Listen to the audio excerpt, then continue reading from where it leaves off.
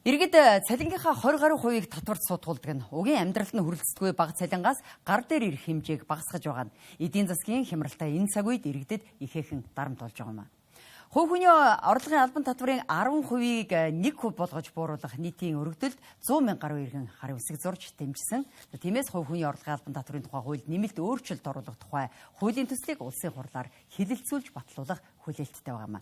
Үүнтэй холбоотойгоор зарим тоо мэдээллийг дэлгэсэн төрөж байна. Үндэсний статистикийн хорооны мэдээллээр өнгөрсөн оны 4-р улирлын байдлаар нэг ажилтнанд ногдох голч цалин 2 сая 480 мянган төгрөг байгаа.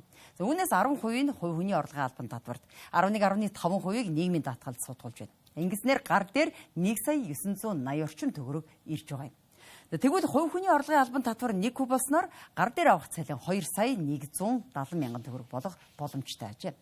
Хувь хүний орлогын албан татврын хэмжээг 1% болгож бууруулах өргөдөлд нийтдээ 100 гаруй мянган иргэн гарын үсэг зурж дэмжснээс 85% нь 18-аас 40 насныхан буюу эд хөдөлмөрийн насныхан байгаа юм. Мөн нийт дэмжиж гарын үсэг зурсан 100 гаруй мянган хүний 62% нь нийслэл Улаанбаатар хотын иргэд байна. Хэдийгээр хувь хүний орлогын албан татврын хэмжээ буурсан ч иргэдийн орлого нэмэгдэгч хэлээ. Нөгөө талаас улсын төсвийн орлого танагдах магадлалтай.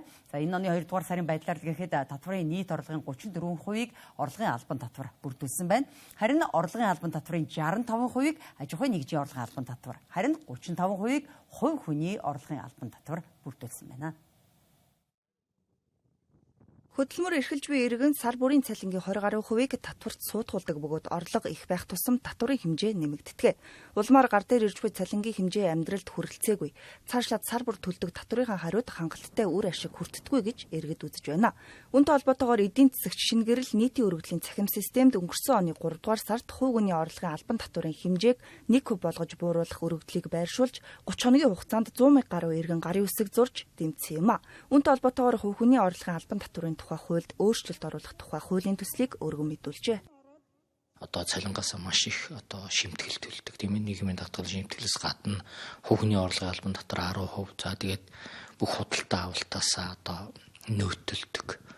Өөрөөр хэлбэл орлого нь их байна уу бага байна уу гэдгээс үл хамааран ямар зардал тэр айл өрх гаргаж байгаа, тэр ажилтай хүний ард хэдэн хүн байгаа гэдгээс үл хамааран ерөөсөө тэр ашигаас нь биш орлогоос нь бол маш өндөр татвар авчиж байгаа.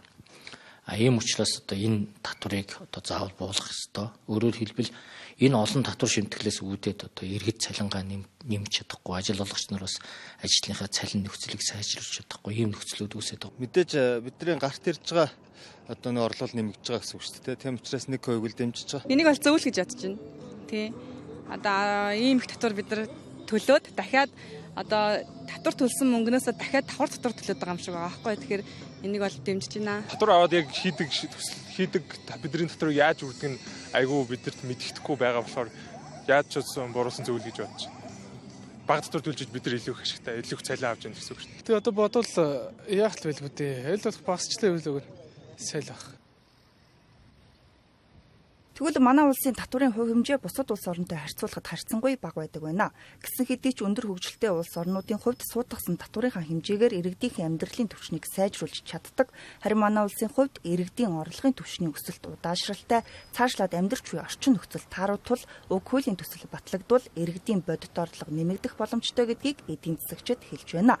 Гэвч манай улсын татврын суурь систем учир дутагдaltaй, цаашлаад төсвийн орлогыг бүрдүүлэгч нэг их усүр нь хувь хүний орлогын албан татвар учир танагдах боломжтой гэдгийг эдийн засагчид онцоллоо. Татврын ачааллыг буулгаж яах гэдэг нөгөө талдаа аль нэг татварыг нэм гэсэн үг ерөөсөө биш. Нөгөө талдаа тэр төсвийн үр ашигтай байдлыг яаж сайжруулах юм? Төсвийн сахилгатыг яаж сайжруулах юм? Төрийн энэ хит оролцоог яаж багасгах юм? Татвар төлөгчид 30 их найд төгрөгийн татвар төлж байна. Энэ бол маш их мөнгө. Гэтэл энийг маш том төрийн бүтэц, маш олон давхарцсан оронтой үүрэг пункт зур ингээд цацчихлаар энэ татвар төлөгч нарт энэ татвар өгөөж өгөхгүй байна. Энийг өгөөж өгөхөд болохын тулд татвар бууруулах ёстой. Татвар бууруулах юм бол төр өөрөө оновчтой болдог. Ийм олон улсын тогтсон жишгтэй. Татвараа бууруулчих болно. Гэхдээ нөгөө эдийн засгийн систем айгүй ил тод байдал дээр нь айгүй анхаардаг байхгүй. Өөрөөр хэлбэл татврын суурь системээ сайжруулах. Энэ юу гэсэн үг гэхээр алтан бус сектор манай эдийн засгийн бараг 30 гаруй хувьтай тэнцүү байгаа. Тэгэнгүүт энэ секторыг албажуулах тэр боломж нь татвар бууруулах байхгүй. Тэгэх юм бол нөгөө энд бууруулсан татвар бууруулсан нөлөөгөө тэр албан сектор болгосон нөлөөгөөрөө нөхөж авах хэрэгтэй болчихж байгаа. Тэгэнгүүт одоогийн эрх баригч чинь дандаа сонгуулийн оронд төсвөө бодож яваад байна. Тэр дундаа засгийн газар нь 2 жилийн настай учраас бараг 1-2 жилийн төсөв бодоод байна шүү дээ. Тийм учраас өөрийнхөө төсөв дээр хинч төсвийн орлогоо 30-40% таниулах сонирхолтой байхгүй. Тэгэхээр эн чинь ингээд ашиг сонирхол болоод иймэрхүү юмараа зөрчилдгөөр урт хугацааны юм харахгүй. Татварыг хэрвээ бууруулах юм бол яг төсвийн одоо суурьаар нь буюу одоо тэр чигт нь ер нь бол бууруулах. Тэгээд нөгөө талд нь одоо нийгмийн халамж гэдэг ч юм уу хөрөнгө оруулалт гэдэг ч юм иймэрхүү асуудлуудыг бид нэр эргээд одоо хэрхэн шийдэх вэ гэдэг тэр системтэй ер нь одоо арга замаа бол нийтээр бол ярилцж ойлголцох хэрэгтэй.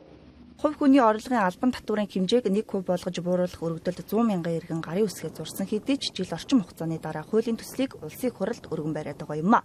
Манай улсын хувьд нийт 30 төрлийн татвар төлбөр хураамжтай бөгөөд 13 нь албан татвар буюу орлого, хөрөнгө, хэрэглээнд ноогдуулж суутхан улсын төсөвт орлого төвлөрүүлдэг байна.